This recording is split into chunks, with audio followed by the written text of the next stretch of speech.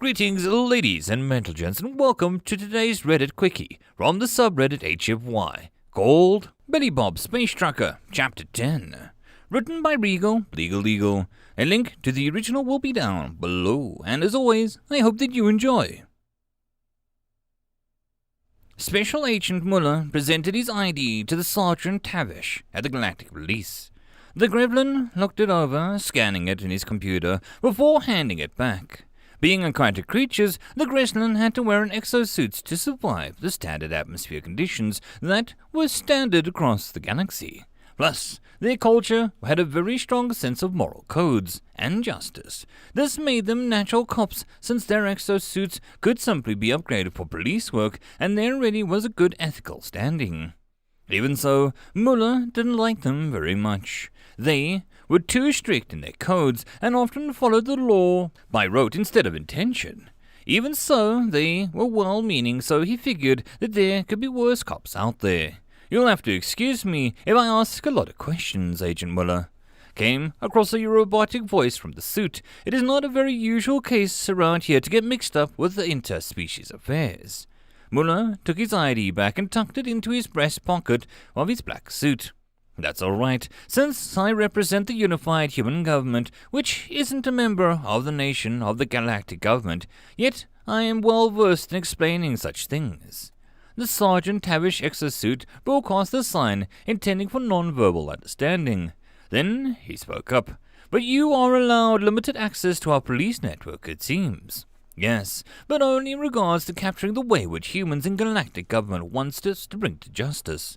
It's understood that non-human justice for a human, especially an American, would lead to a war between species and many others. So, the easiest thing to do is to get one of our own to bring him in. The sergeant sent another one of those non-verbal signals. I don't understand how you got over here so fast. I only sent the station broadcast a few cycles ago. Yes, our active cycles are much longer. We can travel up to 4 standard sleep cycles before needing rest. The sergeant's exosuit remained quiet at this information. Likely surprised, Muller took the advantage of the quiet to pull his notepad out of his jack pocket and click his pen in preparation for writing. Before he could scribble anything down, however, Tavish pointed at the notepad and pen. What are those? This is a writing implement. It leaves a trail of ink behind when I press it on a form of compressed plant matter. You use something so primitive. Why not just use a data slate or stylus? Cultural tradition, Muller said, even though the real reason was because no one would spy on his notes if they were written down instead of stored in a data slate. Now then, could you please explain to me what happened? Well, as I stated in the transmission, the criminal, the suspect. What? We have footage of him doing it. He is a criminal. To humans, someone is innocent until proven guilty by a panel of their peers. What? But people can be biased. You don't use computer algorithms like the rest of the galaxy? No. What a strange, backward and barbaric culture. Sergeant, your mic is still on. I'm aware. I wasn't intending on keeping this comment private. Muller did have to respect the honesty of the Gremlins. Even so, the person in question did what? Right, he was entering the station with searching for the appropriate word. A potential terrorist recruiter? They were moving through the crowd when the suspect angered a squad of filler rangers. They activated their battle ball and began a ritual of insult. He then caught their battle ball, turned one of your people's songs on, if you can call it that, and then apparently beat them at their own ritual. Taking great offense, they found him later and challenged him to a combat in civilian eating establishment. He then caused great damage to the establishment and the galactic soldiers. Muller wrote down as he seemed a little surprised by the information. So he defended himself. Are they seeking damages that he caused in the fight? What? Well, no. The government paid damages already. We're seeking him for being spotted with a known terrorist and assaulting a squad of galactic special forces. But they challenged him, and you said that it was a potential terrorist. Well, he wasn't supposed to have fought back, and she's a terrorist, just potentially a recruiter, too, is what I meant. Muller slowly nodded and kept writing. And his info? Tavish looked at the data slates spread across his desk before picking one up. From the dock listing, he was known as Visket Kuznets Cargo Hauler. There was a pause and Muller looked back up. What? That's not a human name. It's not. Oh, hold on, Tavish said, putting the slate down, and picked up another one. Oh, here it is. Sorry, his name is Billy Bob, Space Trucker. Billy Bob hadn't thought that he'd be so lucky. Apparently most bars kept 100% alcohol and would just water it down with the various other liquors, depending on the drink that was wanted by the species. Not only did this make sure that he'd have plenty of drink later, but it was perfect for Molotov cocktails. Emily seemed less sure. A potent incendiary, clearly, but it'll just drop off people. Ah, that's what the sugar is for. He was dumping sugar into the bottles as he filled them with alcohol. The heat melts the sugar and it makes it sticky. Is that true? To be honest, I don't have a frickin' clue. But I think I read it once, and I'm going to try it out. Even so, how do you plan on getting it to them? I'm going to throw it. There's no way they're 75 yards away. Yeah, it's close to a throw from an outfield to home plate. I did that back in my community college. It wasn't good enough to go pro, but if I'd been smart enough to get into an actual college, I'm pretty sure that I'd made the team too. What? I don't understand. Never mind. I just need you to be a distraction. What? They'll kill me. I'm not as hardy as you. You can fly. Just swoop around above their heads and then get out of there after I throw the first bottle. I'm a diplomat, not a soldier. I've only undergone basic espionage training. Well, I'm a pilot, and I only underwent basic training for ground combat. He paused for a moment. Why is a diplomat trained in basic espionage? Isn't diplomacy filled with intrigue on your planet? No. Well, not anymore. Okay, good point. He collected an arm full of bottles as she backed up from him. He stepped outside of the bar as he heard a rock lobster playing on the PA. That was likely confusing the crap out of the Xenos. He looked back at Emily as she stood behind him. He could tell that she was nervous, so he set the bottles down and then set a hand on her shoulder. Look, Emily, you can do this. Those targeting computers take a few seconds to track me, and I'm not even flying. Just scare them and get out. I will be fine. Promise. He watched the Space Eagle hesitate, then nod. She turned away from him. Wait. She turned back. Let the song end. She paused and waited until the rock lobster finally ended. He nodded and she began running before jumping up and letting her wings snap from folds of her cloak. She then took flight as he grinned. America! Fuck yeah! He whispered at the sight of the flying space bald eagle. She swooped down the street like a hallway and turned back. She built up speed and rounded the corner as he heard the Borks cry out. Then quickly scrolled down his implant as he lit a rag that he'd stuffed it into the top of the bottle. As he rounded the corner, the Borks were aiming up, trying to get a bead on Emily. He reached back and chucked the bottle as hard as he could towards the mech on the left, and then grabbed the next bottle, tossing it before the first landed. Just as the bottle smashed into the mech and exploded in a ball of fire, the singing started. Burn, baby, burn.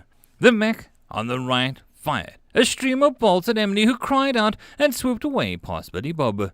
The second bottle fell a bit short, coating the Borks in front of the mech. As they screamed, the first mech was tumbling, the ammo inside it cooking off and began to explode. He chucked the third bottle towards the center of the group as the Borks were in utter chaos, and then he turned and looked at Emily. She had come to a stop down the street, red blood smeared along the ground behind her. He cursed and quickly ran up to her. She was sprawled on the ground, a nasty gash her outer thigh. She was groaning as she clutched at it, and Billy Bob frowned, but then quickly grabbed a bottle and ran over to her. He smiled and cried next to her. Hey, you did great. I nailed those frickers. Don't worry about this. It's nothing serious. He pulled a small pack from his vest and pulled out a rag from the bottle that he'd brought. He poured some of the alcohol on the gash as she cried out, and then he pulled out a small tube as he pulled the cap off and began to smear the gel along her wound. Oh, good, you have biomedical gel. I didn't think you would. It's just for militaries, after all. I don't. Sounds cool, though. This is industrial glue. She tensed. What? Don't worry. Perfectly safe, I think. Safe for humans, at least. Billy Bob! I won't let you die. He wrapped a now glued gash up with a bandage from his pack and then picked her up. He had no idea that she'd be so light. Even considering the gravity, she felt incredibly easy to pick up. And then, again, she could fly, so he shrugged. Carrying her back into the bar, he set her down within reach of more alcohol and some fruit drinks that he gave her one of his knives. "I'll be back," he said with a smile, patting her shoulder before he ran back outside. He picked up his shotgun and his bat before moving on. Taking another glance around the corner, the books were gone. Either they were all burned to a crisp in the flames or had run off. He wasn't sure, but he knew that he didn't care. One mech had exploded, the other one had opened a hatch and looked empty as the flames began to lap at its feet. He could hear the sirens as the station's fire alarms began to go off. The Dragon's Breath rounds that he'd used earlier hadn't been enough to get it going, but the fire of 3 Molotov cocktails seemed to draw its attention. He began to run faster before jumping over one of the puddles of the flame near the edge. Once he was past, he stepped up to the big security panel next to the door in the final box he'd been guarding. Emily had made sure he still had access, and he hit the right button to the door started to slide open. He smiled. "Just you and me now, clown." He hit the button on the elevator on the inside and looked around as it began to grind upwards to his destination. Wait, what song did he want to play? He cursed his lack of planning and began to scroll through his playlist. No, maybe. No, yes, perfect. The song began to play as the elevator neared the top. As he stepped out into the wide open throne room command center that he'd seen earlier had been transformed. Now he was standing in a maze like a set of corridors. He smiled and then began to walk while Jim Morrison, the Lizard King, began to sing. "This is the end, beautiful friend." There were footsteps moving away from him as he walked through the corridors. His shotgun was slung at his side in easy reach as he held his bat over his shoulder, letting it drag across the walls. Every so often the gap would make the scraping pause before a quiet song of interrupted with a clunk. On he walked until the junction. A Bork jumped out at him with some sort of hand axe. Billy Bob quickly jumped back and swung his bat. Crack! A horn snapped off of its head, and he jerked back and fell to the ground. Maybe dead, maybe not. Billy Bob stepped over the body and went down to the side that it came from. He walked another few minutes and then found the rows and consoles that he'd seen before. The space goblins had run off with it seemed, and a few of them were dead near the far door. But most escaped, it seemed, and he saw the Bork near the door at the back, raising a weapon at Billy Bob. Billy Bob was faster, snapping his handgun up and firing around. It just grazed the creature, but with a 45 that counted, it spun around, slamming into the wall behind it and falling to the ground unconscious. Billy Bob stopped in front of the door as he heard Jim sing, and he came to a door and he looked inside. Good idea, Jim. He opened the door and then pulled his shotgun up. There was a main throne room. The space clown was sitting on it, dead Borks around his feet. Billy Bob growled as he heard that awful voice once more. "They failed me, my God, but I shall not. You will be the most amazing tribute. I shall be showered in praise." He tilted his head back at that, raising all of his arms at the ceiling. And then he lowered his arms and he looked at Billy Bob. "You will honor me by fighting hand to hand." Billy Bob looked around at the Bork's corpses. They had slash marks at their throats and backs. Looking back at the space clown, Billy Bob sneered, "Only if you can get close enough." Raising his handgun, he fired, but the space clown sneered as it shifted side to side. Billy Bob cursed as he realized why the thing had smelled like gas earlier.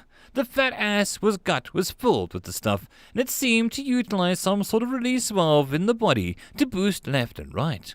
As Billy Bob tried to nail the Franker. When his slide racked back, magazine empty, he quickly ejected it, but as the magazine fell and he tried to slam a new one home, the space clown dashed forward. Those 4 arms reaching up, the fingers having extended jagged claws. Billy Bob couldn't reload and jumped to the side at the same time, fast enough, and he cried out as he felt something cut along his right arm as he moved aside. Rolling away, he jumped back and fired off another set of rounds at the space clown. It was laughing maniacally as it kept dodging his bullets. But this time, when Billy Bob had to eject the magazine and it rushed forward, he used one hand to grab his shotgun and sting and fire at point-blank range at the hip. The space clown's 3 eyes bulged in surprise as the buckshot slammed into him. But he just flew backwards, bouncing around like a beach ball. As Billy Bob cursed, seems like the Frecker had a better shield than the Borks. It howled out in annoyance as it finally stopped bouncing around the room. Laid out on its back, it kicked those fat feet in the air to roll over and hop back up. Billy Bob had reloaded and began to fire off another series of rounds, but he had to fire it one-handed as his right side was killing him, the pain from the cuts burning deep. When he ejected the round from this time, though, he fumbled his gun and it began to fall from his hand. The space clown howled in glee and charged forward. But as it swung out its clawed hand, Billy Bob dove forward into it. He gasped as he felt those claws slash along the stomach and ribs. But more importantly, he pulled his knife free, jamming it into that fat Freck's gas sack. The space clown's eyes went wide as Billy Bob pulled the knife free. There was a loud hiss as it began to fly back. Billy Bob coughed at the rancid smell as the space clown seemed to deflate, flying through the air before landing at the base of the throne. It was as skinny as a rail now, grasping as it tried to pull itself up. Billy Bob clutched his side as he stepped closer. Jim Morrison nearing the end of the song in the background as the space clown gasped, holding 2 hands. Wait! Then Billy Bob lifted his steel-toe boot. No. He brought it down with all the force that he could possibly manage as the super-heavy gravity death welder. And so ends another chapter in the adventures of Billy Bob, Space Trucker. I hope that you enjoyed. If you'd like to support the channel or the author, all the stuff is down below. And as always, I hope that you guys have a good one, and I'll see you in the next story. Cheers.